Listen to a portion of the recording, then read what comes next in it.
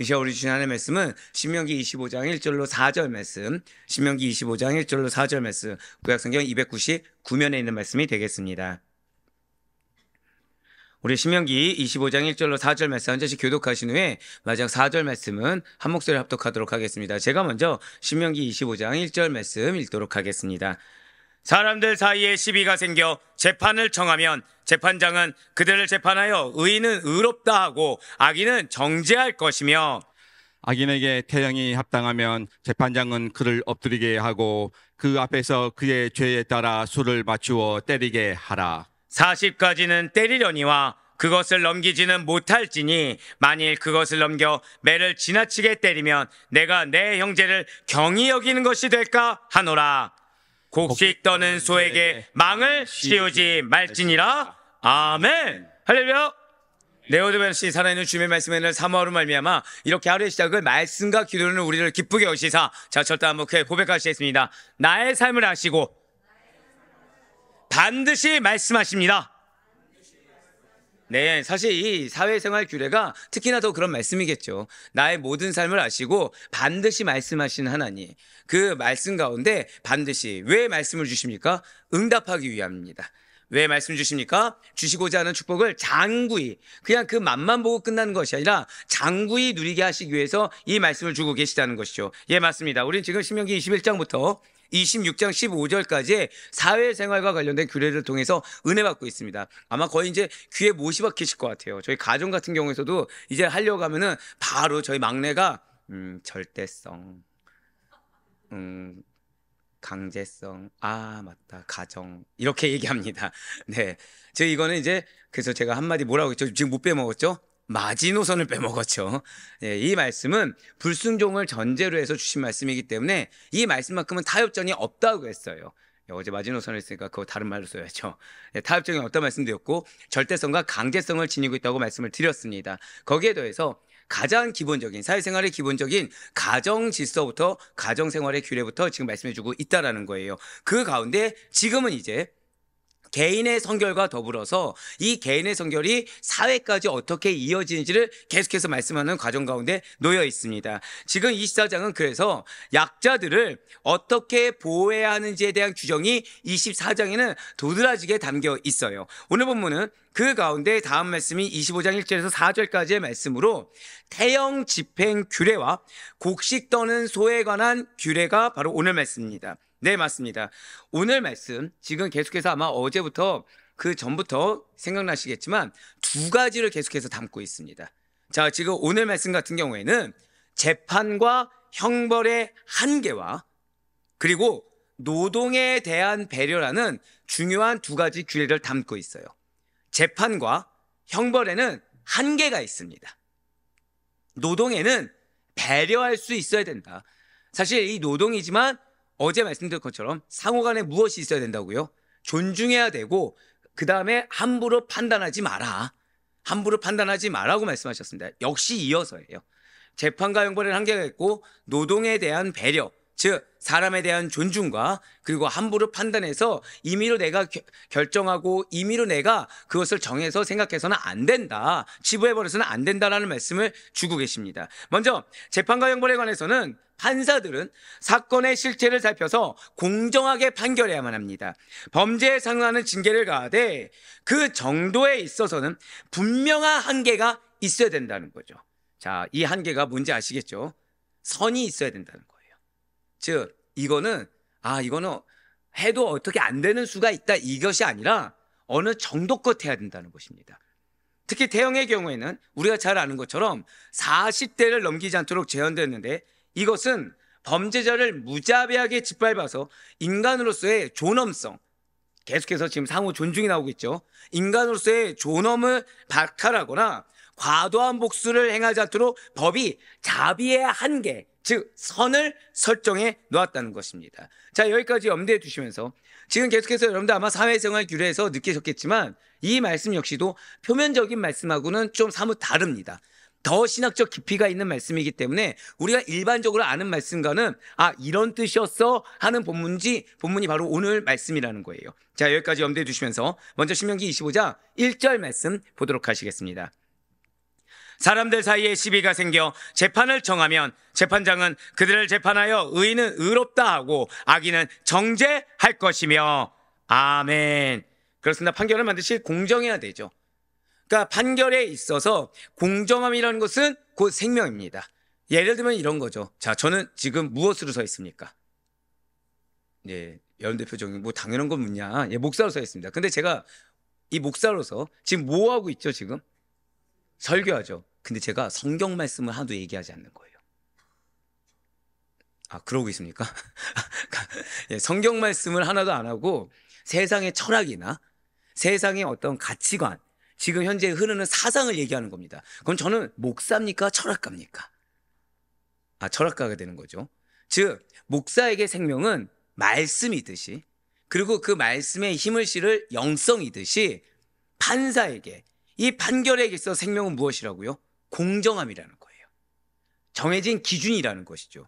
만약에 이러한 공정함이 무너진다고 한다면 정의를 세워야 된 판결이 정의를 무너뜨리는 결과로 말미암아 억울한 자를 양산시키게 될 것입니다.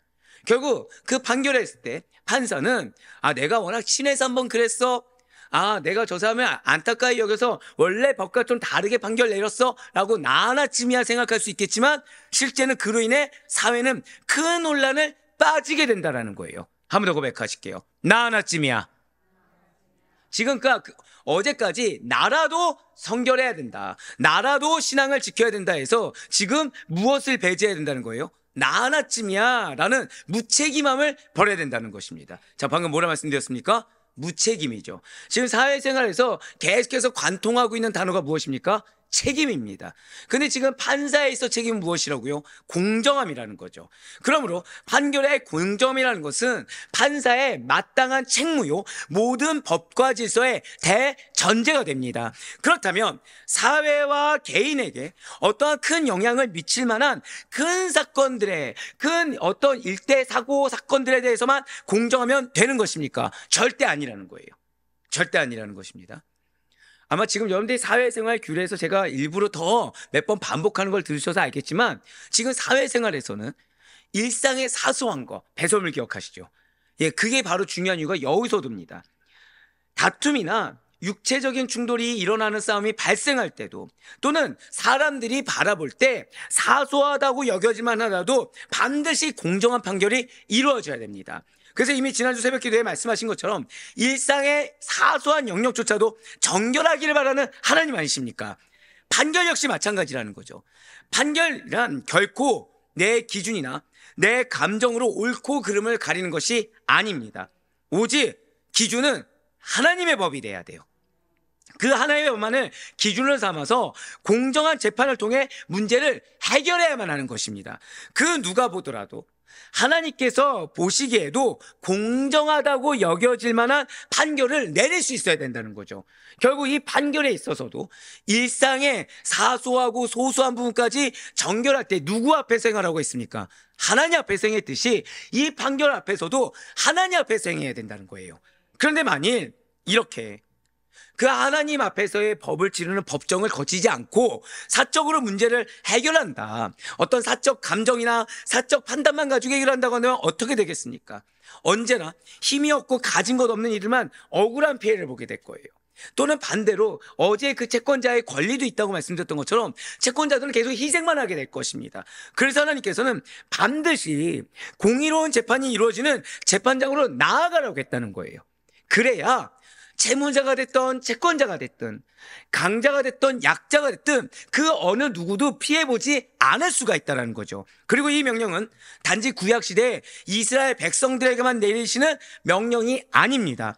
신약의 성도인 우리들에게도 그대로 적용되고 있습니다. 교회 안에서나 혹시 우리의 개인의 삶에서 문제가 생겼을 때 결코 우리는 고백하실게요. 반드시 기도해야 합니다. 형식적으로 기도하는 것이 아니에요. 이 기도는 내 마음과 생각을 잠잠히 하고 하나님의 임재하심 가운데 거할 때까지, 하나님께서 말씀하실 때까지 잠잠해야 됩니다. 예, 맞아요.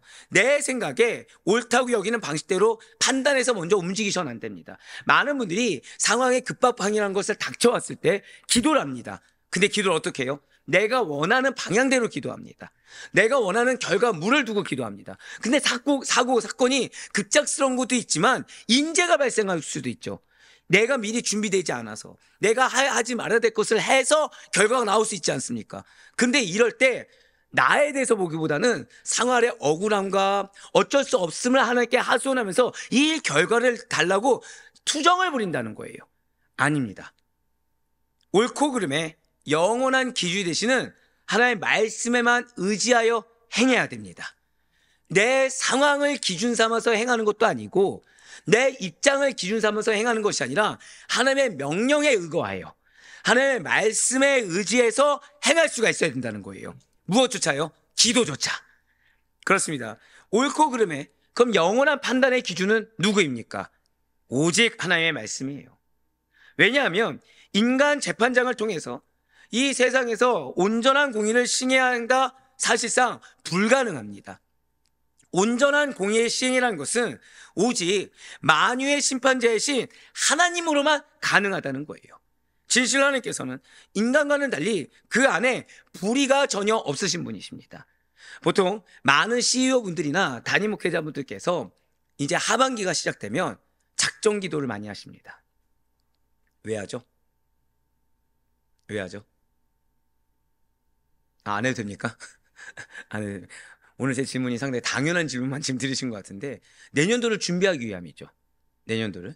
근데 이 내년도를 준비하는데, 자, 상반기에 너무나도 친한 장로님들이 있어요. 근데 하반기 되니까 사이가 안 좋아진 겁니다. 하반기 되니까, 우리 교회 얘기 아닙니다. 네, 우리 교회 얘기 아니에요. 저희는 저희 장로님도 얻고 다녀야 됩니다. 아내분조차 아멘이 안 났어요. 네, 마음에 안 드는 거죠. 네. 이래서 또 마음의 위로를 받고. 장로님도 너무 잘해주고 계시죠. 그런데 보통 이럴 경우에 마음이 어디를 쏠리게 되죠? 자, 1번. 공평하게 상반기, 하반기 가리지 않고 하나님의 부르신 대로 마음이 간다. 2번. 목사도 사람인지라 하반기에 친했던 사람한테 간다. 정답은 뭐죠? 네, 다 알고 있잖아요. 자연스럽게 2번으로 가기 마련입니다. 그거를 내려놓기 위해서 기도하는 거예요. 그걸 내려놓고 하나님이 택하신 방향으로, 하나님이 택하신 사람으로 함께 정하여 나아가기 위해서 기도하는 겁니다.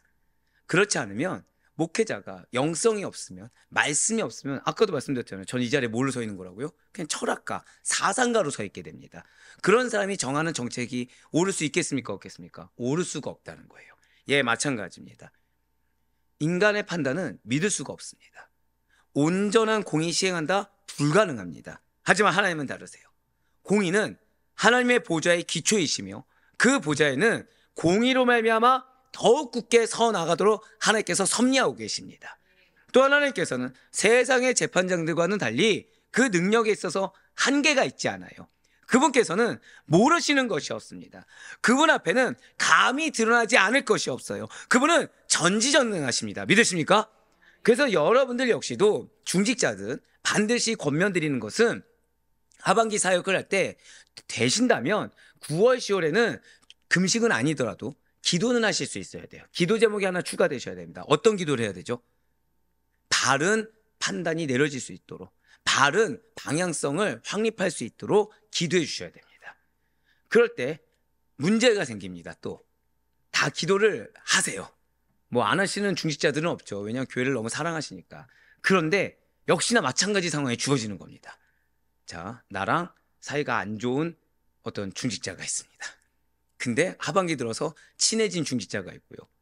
또는 나하고 상관이 없더라도 굉장히 유능한 중직자가 주어질 수 있습니다. 보통 기도 어떻게 하십니까? 주님, 당신께서 쓰시고자 한 곳에 사용하여 주시옵소서입니까? 하나님, 우리 교회가 바른 방향으로 가야 됩니다. 저 A는 안 되겠으니 B를 사용하게 해 주시옵소서라고 하십니까? 대다수는 후자가 된다는 거예요. 아닙니다.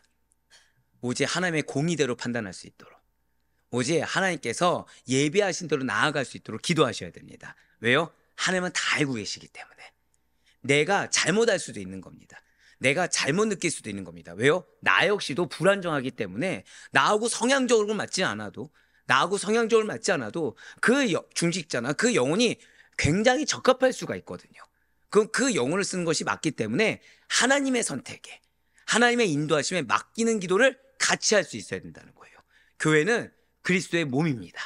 그리스도의 몸 된 곳이기 때문에 반드시 머리 대신 예수 그리스도께서 인도하지 않으면 몸 역시도 그 머리 대신 예수 그리스도께 따라가는 것이 아니라 사람을 따라갈 수밖에 없게 됩니다. 그러니 모든 것을 아실 하나님을 신뢰하셔야 돼요. 전지전능하시는 하나님을 신뢰함으로 말미암아 함께 기도하여 교회뿐만 아니라 가정은 어떨까요? 가정도 마찬가지예요. 가정도 그렇게 인도함 받을 수 있는 우리 모두가 되길 간절히 소망합니다. 그래서 성경은 바로 이런 하나님께서 공의로 세상을 심판하실 것이다라고 말씀하고 있는 거예요. 믿는 모두 우리와 그리고 세상의 모든 재판장이 따라야 될 공정함의 기준은 인간적인 어떠한 판단이 아니라 그러니 오직 말씀이라는 사실을 우리는 반드시 잊지 말아야 합니다. 왜요? 우리는 믿는 자들이기 때문에. 우리는 세상에 본이 되어야 되는 자들이기 때문입니다.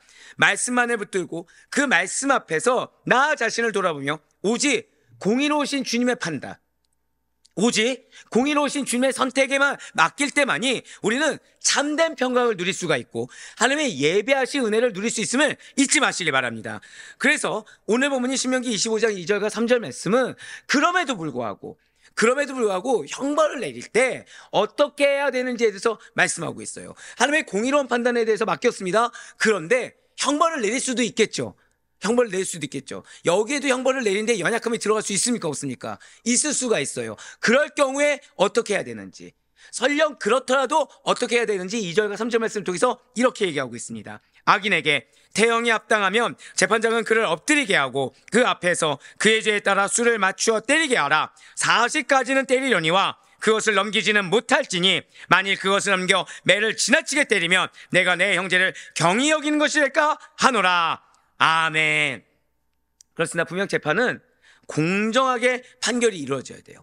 그리고 범죄에는 그에 상응하는 징계를 반드시 가해야 됩니다. 하지만 두 가지 의미에서 그 정도에는 분명히 한계가 있어야 된다는 거예요. 자, 첫 번째는 앞서 말씀드렸죠. 인간의 판결에는 온전함이 있을 수 있습니까? 없습니까? 서로 말씀을 기준으로 한다고 하더라도 실수가 있을 수 있기 때문에 그 정도에는 한계를 정해야 됩니다. 두 번째는 인간의 존엄성 때문입니다. 인간의 존엄성을 지키기 위해서 한계를 정하는 것입니다. 자, 한계를 정하는 이유가 무엇이라고요? 인간의 존엄성 때문입니다. 예, 맞아요. 그래서 태형을 집행할 때는 그 죄의 경중에 따라 태형을 가하되 40대까지만 허용했다는 거죠. 이러한 규례는 비록 범죄자라고 할지라도 무자비하게 다뤄서는 안 된다. 그 범죄자의 인격을 존중할 수 있어야 된다라고 말씀하고 있어요. 만일 태형의 한계를 정하지 않고 100대, 200대 되는 대로 가해도 된다라고 하면 어떻게 되겠습니까? 어떤 범죄자는 사형이 아니라 태형을 받다가 과도한 매질로 죽기까지 할 거라는 거예요. 그렇다면 그 범죄자는 고통을 받다가 죽게 된다는 거죠. 그렇기 때문에 그 범죄자는 사실상 사형보다 더 과한 형벌을 억울하게 받을 수 있다는 거예요. 그렇습니다. 태형 집행에 제한을 둔 것은 범죄자의 인간으로서의 존엄을 박탈하거나 범죄자에게 과도한 복수를 행하지 않도록 법이 자비의 한계를 정한 것입니다. 그래서 재판에서 유죄로 선고된 사람이 이스라엘 사람들이 보기에 천하다 할 정도로 때리지 말라는 거예요. 지금 25장 3절 말씀을 보시면 붉은색으로 표현된 부분은 범죄자를 지금 뭐라고 표현하고 있습니까? 죄인이라고 안 하고 있어요. 범죄자라고 안 하고 있습니다. 내 형제로 부르고 있어요. 무슨 뜻입니까?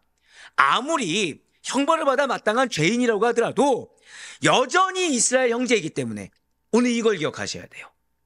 여전히 이스라엘 형제이기 때문에 마땅히 받아야 될 형벌, 그 이상의 형벌을 받게 되는 것은 형제인 그에게 모욕이 된다는 거죠.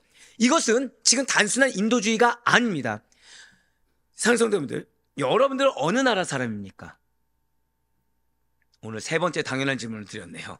네, 우리는 대한민국 사람입니다. 그런데 여러분들이 만일 죄를 지었어요. 그러면 우리는 어느 나라 법에 대해서 판결을 받아야 되는 것입니까? 맞아요. 법치국가인 대한민국의 법에 판결을 받아야 됩니다. 근데 우리가 여기서 많은 것을 놓치죠. 여기서 많은 걸 놓치기 때문에 교회에서 치리를 안 하는 거예요. 근데 교회에서는 반드시 치리를 행해야 됩니다. 이유가 왜냐면 거꾸로 좋습니다. 우리가 대한민국의 판결을 받았어요. 그 얘기가 무엇이냐? 대한민국의 판결을 받는다는 것, 그 사실 자체가 우리의 소속을 증명해 주는 겁니다. 즉 교회의 치리를 받는다는 것 자체가 아이러니하게도 그 교회의 소속을 증명해 준다는 거예요. 오히려 교회에서 치리하지 않는다고 한다면, 내버려 둔다고 한다면 그 자는 유기된 자가 돼버립니다. 교회의 어떤 질서를 깨는 것뿐만이 아니라 오히려 그 영혼을 위해서라도, 즉 교회에서 당회에서 치리를 결정했어요. 징계를 결정했습니다. 권징을 결정했어요. 그러면 당회에서는 반드시 사명이 주어집니다. 어떤 사명이죠? 그 영혼의 회복을 위해서 반드시 작정하고 기도할 수 있어야 돼요. 왜요? 징계의 목적이 회복에 있기 때문에. 징계의 목적이 또 뭐가 있어요? 이 영혼은 우리 소속입니다. 내 형제라는 증거가 되기 때문인 것입니다. 오히려 유기당함, 이것은 좋은 일이 아닙니다. 이것은 오히려 슬퍼할 일이죠. 내버려 두는 거 슬퍼할 일입니다. 하지만 질책을 받고 권징을 받는다, 이거는 사실은 받는 사람 입장에선 자존심이 상할 수 있어요. 하지만 권징도 어떻게 해야 된다는 거예요? 선을 정해야 된다는 거예요. 과하면 안 된다는 겁니다. 성경이 정해준 대로 하셔야 된다는 거예요. 그 가운데 마음이 있어야 됩니다. 방금 뭐라 말씀드렸죠? 마음이 있어야 돼요. 어떤 마음이죠? 형제를 향한 마음. 원수를 향한 마음이 아니라 형제를 향한 마음이 있어야 되는 것입니다.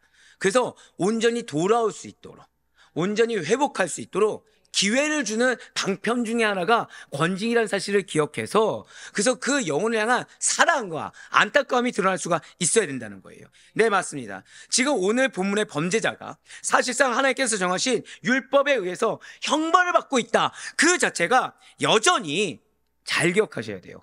율법에 속한 이스라엘 공동체의 일원이라는 사실을 입증해주고 있는 것입니다. 인간은 어떤 벌을 받았냐, 여기에 집중하게 됩니다. 하지만 성경은 그렇지 않아요. 형벌을 주는 목적에 집중하라고 얘기하고 있습니다. 그렇기 때문에 그 누구도 죄를 범했다는 것을 이유로 해서 다른 사람의 인격을 멸시할 수 있는 자격 없습니다. 와, 어떻게 저런 짓을 할 수 있어? 라고 할 수가 없다는 거예요. 왜냐하면 모든 사람은 다 하나님 앞에서 죄인이기 때문입니다. 아무리 하나님을 붙든다고 하더라도 죄인의 입장, 하나님의 입장에서는 그 죄인이 50보 100보라는 거죠. 만약에 누구든지 죄를 이유로 그 사람의 인격을 멸시한다고 한다면, 어떤 실수와 연약함을 이유로 멸시한다고 한다면 그것은 곧 나 자신도 동일한 죄입니다 라는 사실을 인정하지 않는, 스스로가 하나님 앞에서 스스로를 판단하고 하나님의 창조물을 정죄하는 매우 가증하고도 교만한 태도를 가진 사람이라고 말할 수가 있다는 거예요. 그래서 계속해서 지금 사회생활 규례에서 중요하게 여기는 것이 무엇입니까? 책임과 더불어서 지금 개인의 성격 부분에서 한 번 더 고백하실게요. 상호 존중. 상호 존중이에요. 누군가 실수하고 누군가 죄를 지었을 때 형벌을 가한다고 하더라도 무엇을 잊지 말라는 거예요? 사랑을 잊지 않고 존중을 잊지 말라는 것입니다. 그래서 사도 바울이 이렇게 경고하고 있어요. 갈라디아서 6장 1절 말씀 보도록 하시겠습니다. 형제들아, 사람이 만일 무슨 범죄한 일이 드러나거든 신령한 너희는 온유한 심령으로 그러한 자를 바로잡고 너 자신을 살펴보아 너도 시험을 받을까 두려워하라. 아멘. 자, 지금 어떤 심령이라고요? 온유한 심령입니다. 꼭 그 말씀드릴까요? 신령한 자들, 즉 성령 충만한 자들은 반드시 심령이 어떻다는 거예요? 온유하다는 겁니다. 근데 내 마음이 온유하지가 않아요. 상대의 실수와 상대 행동을 해서 분노가 일어났습니다. 그럼 나는 지금 성령의 사람입니까? 아니요, 죄악된 사람입니까? 죄악된 사람이라는 거예요. 그래서 무엇부터 하셔야 된다고요? 기도함으로 내려놔야 된다는 거예요. 온유한 심령으로 회복할 때까지 기도해야 된다는 것입니다. 그래서 그러한 자를, 범죄한 자를 바로잡는 것이 무엇인지를 알아야 됩니다. 온유한 심령이 아닌 상태에서 나오는 것은 올바르게 잡을 수가 없어요. 바로잡는 것은, 고백하실게요, 권징은 나 자신도 살펴보는 것입니다. 바로 그거예요. 그래서 권징을 받는 자나 권징을 내리는 자나 동일하게 마음 가운데 어떤 심령이어야 된다고요? 한 번 더 고백하실게요. 온유한 심령. 그래서 잊지 마셔야 될 것이 있어요. 지금 이거 사회생활이죠. 사회생활의 가장 작은 단위가 어디라고요? 가정입니다. 가정에서 배우자끼리 서로 속상할 수가 있습니다. 자녀에게 속상할 수 있습니다. 부모님께 섭섭할 수 있겠죠. 근데 그 마음이 들어올 때 가장 급선무가 뭐라는 거예요? 한 번 더 고백하실게요. 온유한 심령. 온유한 심령이 급선무입니다. 그렇지 않고서 내 살아온 방식대로 또는 내 계획대로 판단해서 정죄하거나 이랬더라면 저랬더라면 함부로 어제 말씀드린 것처럼 치부해버려서는 안 됩니다. 함부로 판단해서는 안 됩니다. 언제까지? 온유한 심령으로 바르게 볼 수 있을 때까지. 그렇기 때문에 우리는 그 죄에 빠진 자를 긍휼히 여겨야 됩니다. 온유한 심령으로 그로 하여금 그 죄에서 벗어나 다시금 공동체의 일원으로 돌아올 수 있도록 도와줘야 된다는 거예요. 자, 권징에 한 가지 더 나왔습니다. 자, 권징을 내릴 때 사랑이 있어야 된다고 말씀드렸죠. 권징을 내릴 때 영적 책무를 가지고 기도해 줘야 된다고 했습니다. 근데 어느 정도까지요? 돌아올 수 있도록 도와줘야 돼요. 깨달을 수 있도록 인도해 주셔야 되고, 깨달은 거에 대해서 도와줄 수 있어야 됩니다. 그렇습니다. 죄인은 결코 우리의 원수가 아닙니다. 오히려 나의 도움을 절실히 필요로 하는 어려움에 처한 형제요 또한 이웃이라는 거예요. 한번 여쭤보겠습니다. 이때 상대의 반응은 중요합니까? 중요하지 않습니까? 중요하지 않죠. 여기서 뭐라고 말씀드렸어요? 나라도 행해야 된다고 말씀을 드렸습니다. 그렇기 때문에 우리는 죄는 미워하되 죄인을 미워해서는 안 돼요. 우리가 그들을 긍휼히 여기고 온유한 심령으로 도와줄 때 그들 역시도 우리가 예수님께 그렇게 받았던 것처럼 기회를 얻을 수가 있다는 거죠. 그들을 속박하고 있는 죄의 굴레에서 벗어나 바른 삶을 살아갈 수 있도록 우리가 좋은 통로로 쓰임받을 수가 있다는 거예요. 그래서 오늘 유대인들은 혹시라도 잘못해서 이 40대를 초과할 경우를 우려해서 태형을 집행했을 때 40에서 하나를 감한 39대까지만 가했다는 거죠. 놀랍게도 사도 바울은 이런 태형 몇 번 당했습니까? 5번이나 당했다는 거예요. 고린도서 11장 24절 말씀 보도록 하시겠습니다. 유대인들에게 40에서 하나 감한 매를 5번 맞았으며 아멘. 정말 대단한 모습이죠. 자, 앞서 그래서 그 말씀을 드렸습니다. 우리가 죄를 지면은 어느 나라 법이 적용된다고요? 하나님의 법입니까? 신령하도다. 우리가 죄를 지면 대한민국 법을 적용받죠. 근데 제가 만약에 대한민국 법이 적용되지 않고 죄를 짓는다는 얘기는 아닙니다. 예를 든 거예요. 미국 법을 갑자기 제가 적용받았습니다. 그럼 저는 어느 나라 사람인 거죠? 바로 그래서 중요한 거예요. 사도 바울 어디 시민권자입니까? 로마 시민권자죠. 그렇기 때문에 로마 법정에서는 채찍을 면할 권리가 있습니다. 하지만 유대회당 재판에서는 이런 매질을 피하지 못했다는 거예요. 그럼 사도 바울은 여기서 정체성을 정할 수 있을까요? 없을까요? 있겠죠. 근데 사도 바울은 사역을 위해서 분명히 자신이 이방인의 사도였음에도 불구하고 하나님께서 명하신 그 말씀의 뜻을 알았기 때문에 감내했습니다. 자, 방금 뭐라 말씀드렸어요? 감내했어요. 사랑하는 성도 여러분들, 때로는 내가 피할 길이 있어도 피하지 않고 하나님께서 감내하게 하실 때가 있습니다. 네, 감내하게 하실 때가 있어요. 때로는 그것을 인정하고 분명히 내가 그것이 아니라 다른 것으로 피할 수 있음에도 불구하고 하나님이 나로 하여금 책임지게 할 때가 있습니다. 그때는 이유가 있음을 아셔야 돼요. 그때는 하나님께서 우리의 소속과 의지를 보고 계심을 잊지 마시길 바라요. 제가 우리 장로님들하고 대화하다 보면 가장 기분 좋은 말이 있습니다. 목사님 이거 제 책임입니다. 이런 얘기를 하세요. 그럼 그분 책임일까요? 사실은 그분 책임이 아닐까요? 그분 책임이 아닙니다. 근데 그 말씀 하나로 인해서 사실은 그분의 분깃은 커져가는 겁니다. 그 말씀 하나로 인해서 자, 여러분들 하나님은 여러분들에게 사명을 맡기십니다. 믿으십니까? 근데 맡기실 때 능력을 주십니다. 자, 뭐라 말씀드렸어요? 사명을 맡기실 때 능력을 주세요. 근데 그분은 제 책임입니다. 저 때문이다 말 한마디로 나의 사명의 분량을 넓히신 거죠. 그 하나님은 책임을 부과하실까요? 아니면 그 마음을 하시다 능력을 주실까요? 능력을 주신다는 거예요. 반드시 잊지 마세요. 때로는 우리가 사도 바울과 같이 감내해야 될 때가 있습니다. 얼마든지 로마 시민권자를 들먹이면서 유대회당에서 벗어날 수 있지만 벗어나지 않고 감내하는데 어느 정도까지요? 억울할 정도까지. 사도 바울은 실제로 유대 율법의 관습에 따라서 태형을 받았습니다. 근데 바울의 죄라고 뭐죠? 전도한 것밖에 없어요. 사형죄도 아닙니다. 근데 억울하게 태형을 39대씩 몇 번 받았다고요? 5번씩 맞았어요. 바로 이러한 모습입니다. 사도 바울에 대해서 악한 마음을 품고 반드시 죽이고자 유대인들은 악을 행했습니다. 하지만 사도 바울은 상대가 어떠하든지 간에 나라도 지켰어요. 나라도 감내했습니다. 나라도 품어주었어요.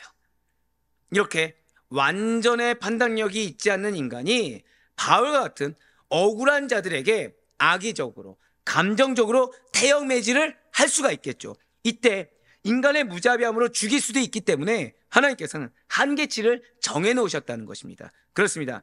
잊지 마세요. 태형은 사람이 다시는 범죄하지 말라고 주는 형벌입니다. 형벌은 무엇입니까? 형벌이 뭐죠? 형벌은 실제 법학사전으로 보시면 범죄를 저지른 사람에게 범죄의 책임을 전제로 부과하는 법률상의 제재입니다. 그래서 사람들은 대부분 여기에서 포커스를 어디에 둡니까? 범죄의 책임입니다. 그 목적이 그런 데 있어요.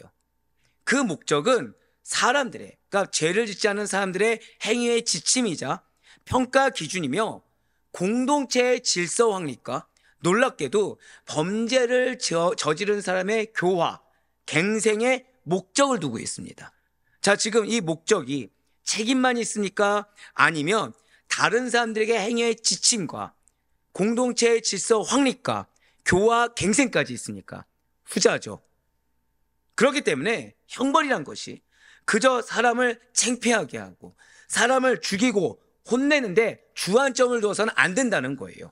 그렇습니다. 40가지의 태형만을 허용하고 있는 것은 형벌의 근본 목적이 죄에 대한 보복이 아니라 교화에 있다, 갱생에 있다는 사실을 증명해 주고 있습니다. 실제로 히브리인들에게 있어서 40이라는 숫자가 상징하는 게 있어요.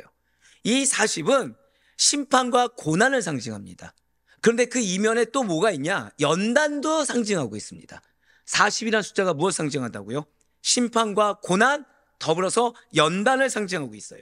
오늘 본문에서도 범죄자가 자신의 죄를 뉘우치고 하나님의 백성으로 성숙해질 수 있는 하나의 연단의 방법으로 40대까지의 태형을 허용하고 있는 것입니다.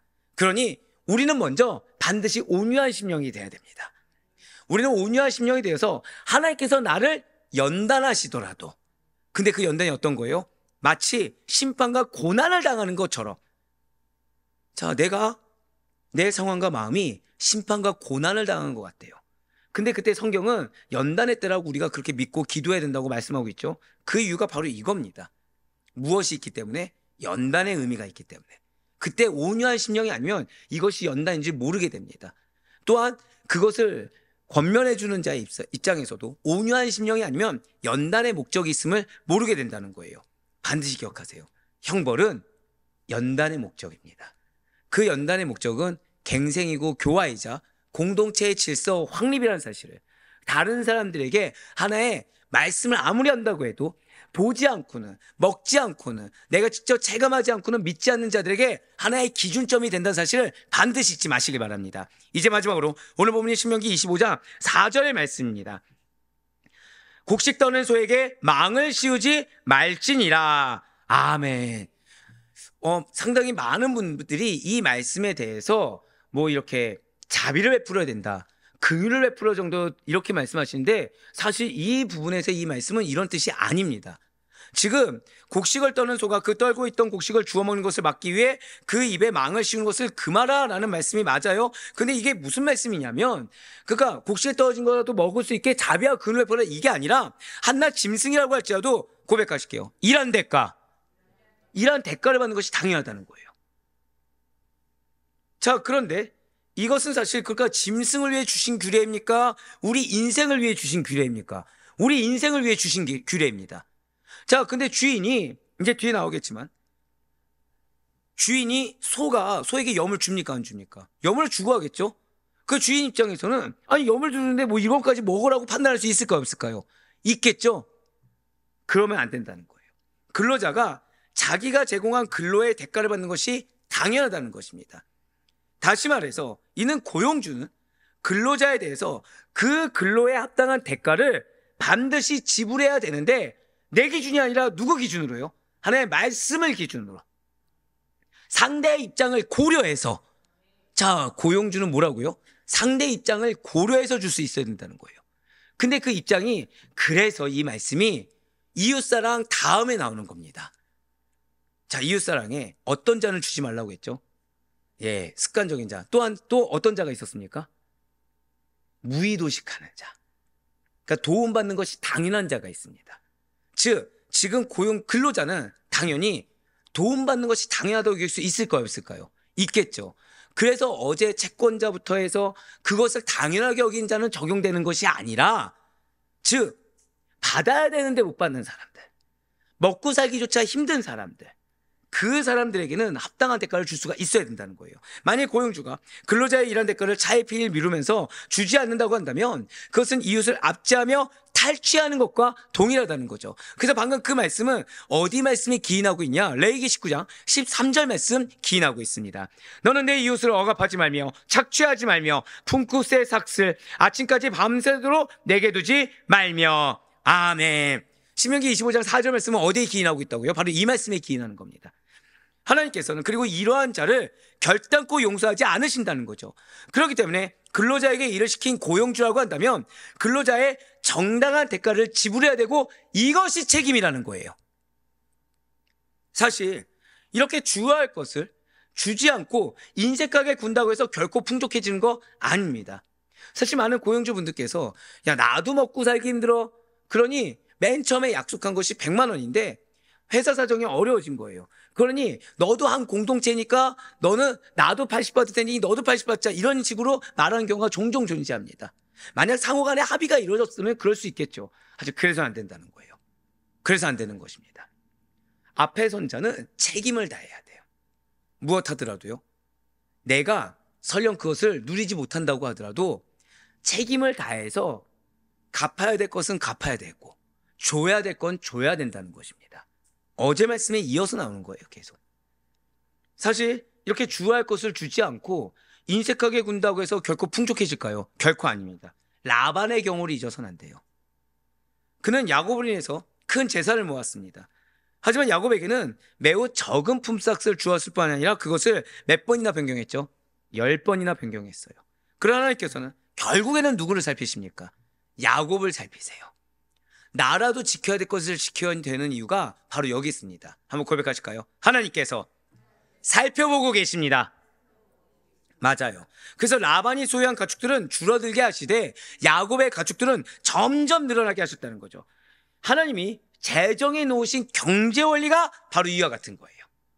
하나님 제정해 놓으신 경제 원리는 하나님께서 나를 하시기 때문에 내가 이만큼이나 써도 일을 주신다, 이게 아니라 내가 책무를 다했을 때 더하시는 하나님이십니다. 내가 하나님의 명령에 순종했을 때 나의 그 순종을 보시고 모든 걸 어싸사 행하시는 하나님이 되신다는 거예요.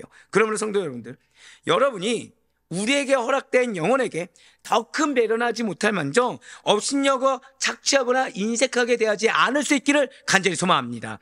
분명 야고보 사도는 임금을 착취해서 자기 배를 채우는 행위를 두고 말하기를 살육의 날에 마음을 살찌우는 행위다 라고 이렇게 얘기했어요. 야고보서 5장 4절과 5절의 말씀입니다. 보라, 너희 밭에서 추수한 품꾼에게 주지 아니한 삭시 소리를 지르며 그 추수한 자의 우는 소리가 만군의 주의 귀에 들렸느니라. 너희가 땅에서 사치하고 방종하여 살육의 날에 너희 마음을 살찌게 하였도다. 아멘. 이 말씀이 왜 무섭냐면 실제로 사치하고 방종했을까요? 아니면은 근근히 살고 있다고 얘기했을까요? 주인은 근근히 살고 있다고 얘기한 거예요. 힘들다고 한 거예요. 근데 할 거 다 하고 있는 거죠. 근데 문제는 주인은 내가 누리고 싶은 게 10인 거예요. 근데 나는 지금 5 정도만 누리는 겁니다. 그럼 주인은 지금 뭐가 볼까요? 내가 누리지 못하는 5만 보이는 거예요. 그래서 나는 지금 어떤 상황입니까? 나는 굉장히 힘든 상황이라고 하는 거죠. 그러다 보니까 이 5를 가지고 내가 이 생에서라도 할 거를 하는 게 아니라 내가 누려야 될 거, 내가 일상이라고, 내가 가장 기본적인 생활권이라고 생각하는 정도를 내가 정해놓고 생존권을 내가 정했고 그것만큼 뺀 겁니다. 그러니 베풀어야 될 곳이 있을까요, 없을까요? 없다는 거죠. 그래서 이 말씀이 어제 말씀에 이어서 오는 이유는 제일 먼저 누구께 드려야 됩니까? 하나님께 드려야 돼요. 두 번째는 누구였습니까? 가족, 부모에 대한 공경, 자녀에 대한 책무였습니다. 세 번째는 누구에 대한 거죠? 형제에 대한 겁니다. 마지막이 누굽니까? 나에 대한 거죠. 근데 지금 이 고용주는 거꾸로 하고 있었다는 거예요. 나의 것을 먼저 챙겼습니다. 그 다음 누구 거죠? 가족의 것을 먼저 챙겼습니다. 그 다음에 누구 겁니까? 없죠. 그 하나님께 대해서 합니까, 안 합니까? 안 해요. 그래서 지금 이 품꾼에게 줘야 될 걸 줍니까 안 줍니까? 안 주는 거예요. 근데 그거에 대한 평가가 뭐죠? 땅에서 사치하고 방종했다. 이게 제일 무서운 겁니다. 지금 고용주는 내가 사치하고 방종한 걸 인정해야 하네요? 인정할 수가 없다는 거죠. 왜요? 나는 그렇게 생각하지 않았거든요. 나는 지금 계속 전전근이 사고 있다고 착각을 하는 겁니다. 그렇습니다. 오늘 어떻게 보면 마지막 이 4절 말씀이 굉장히 핵심이 되는 이유가 지금 하나님께서는 곡식을 떠는 소의 입에 망을 씌우지 말라라는 말씀을 통해 근로자들이 자기의 일에 정당한 대가를 받을 수 있도록 해줘야 된다라고 말씀하신과 동시에 하나님 당신께서도 잘 들으셔야 돼요. 당신의 일꾼들의 생계를 책임져 주시겠다라는 말씀입니다. 한번 고백하실게요. 하나님께서는 반드시 책임져 주십니다. 이거 그 말씀인 거예요. 그래 뭐 하라는 거예요? 책임을 다하라는 거예요. 저는 좀 이제 저희 가정 예배는 극단적으로 이렇게 얘기했어요. 우리가 굶어 죽는 한이 있더라도 하나님의 책임을 다해야 된다. 그건 실제로 저희가 굶어 죽을까요? 저희 먹고 살 수 있을까요? 이게 굶어 죽는 각오를 해도 먹고 살고 합니다, 다.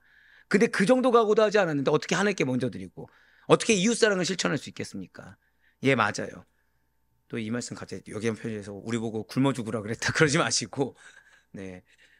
이 말씀은 그러면 그런 자를 누가 책임지신다는 거예요? 하나님께서 책임지신다는 겁니다. 진실 하나님께서는 당신의 말씀을 신뢰하고 그래서 당신의 일을 절대적으로 순종하여 하는 일꾼들을 결코 외면하는 일이 없으실 뿐만 아니라 그들을 위해 많은 것을 준비하고 계십니다. 이거 언어로 보잖아요. 그러면 하나님께서는 당신의 일꾼들의 생계를 책임진다라는 거에 뭐가 있냐? 많은 것을 준비하고 있다는 거예요. 한번 고백하실까요? 나를 위해 많은 것을 준비하고 계십니다. 바로 그거예요. 이것은 하나님께서 구약시대에 당신을 위해 전적으로 헌신된 레위인들을 백성들이 바친 11조와 각종 예물로 먹이신 사실로 입증하는 말씀입니다. 또한 북이스라엘 아하방 시대에 당신의 말씀을 선포하시던 선지자 엘리야를 지키시되 때마다 그에게 음식을 공급해 주신 사실로도 증명하고 있어요. 맞습니다. 진실 하나님께서는 당신의 말씀을 선포하고 아합과 그의 아내 이세벨에게 쫓겨 광야에 숨어있던 엘리야에게 까마귀를 보내서 먹이셨습니다. 또한 과부 여인을 만나게 하사 3년 6개월간을 먹여주셨어요. 그리고 아무도 도울 만한 자가 없게 되었을 때 당신의 천사를 보내어 먹여주셨습니다.